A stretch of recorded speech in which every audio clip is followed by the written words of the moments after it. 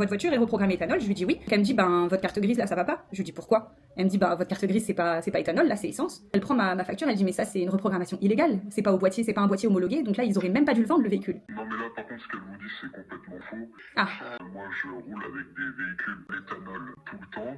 Tous mes véhicules sont des véhicules essence qui sont du coup moi programmés à éthanol. J'ai boîtier. Moi je suis contre les boîtiers. Moi j'ai une vraie programmation à l'éthanol.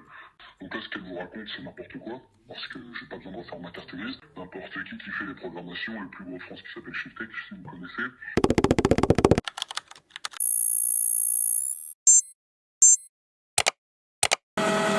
comme vous avez pu entendre, le directeur responsable du SAV des garages France nous dit que la reprogrammation est totalement légale. Je me suis donc du coup procuré les conditions générales de vente de Shiftech, que lui-même m'a cité. L'article 8 qui nous parle des réglementations spécifiques aux produits installés.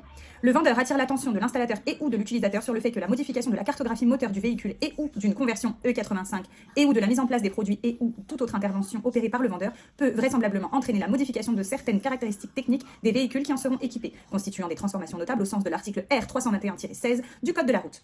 En d'autres termes, les véhicules après intervention du vendeur dans le cadre d'une modification de la cartographie moteur ne sont plus conformes au certificat de conformité d'origine et ne peuvent normalement plus circuler sur la voie publique.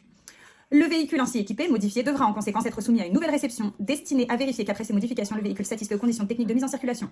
Toute transformation apportée à un véhicule soumis à immatriculation est déjà immatriculé, qu'il s'agisse d'une transformation notable ou de toute autre transformation susceptible de modifier les caractéristiques indiquées sur le certificat d'immatriculation, nécessite la modification de celui-ci. Au sens de l'article R322-8, pour maintenir la validité du certificat d'immatriculation, le propriétaire doit adresser au ministre de l'Intérieur par voie électronique une déclaration dans le mois qui suit la transformation du véhicule. Le propriétaire peut circuler à titre provisoire pendant une période d'1 mois à compter de la date de la déclaration, sous couvert d'un certificat provisoire d'immatriculation. Le défaut de déclaration dans le délai est puni d'une amende prévue par les contraventions de 4e classe. En cas d'accord, le client peut procéder aux formalités d'obtention de la nouvelle carte grise. En cas de refus, le véhicule n'est autorisé à circuler que sur circuit ou route fermée. En cas de cession de son véhicule ayant subi une reprogrammation, et c'est écrit en capital, modifiant les caractéristiques du véhicule répertoriées sur le certificat d'immatriculation, il appartiendra au propriétaire du véhicule de remettre celui-ci dans son état initial avant la reprogrammation, de reprogrammer le calculateur du moteur de son véhicule afin de le remettre dans sa configuration initiale.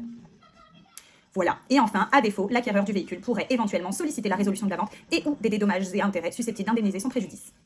Mais à part ça, c'est tout à fait légal.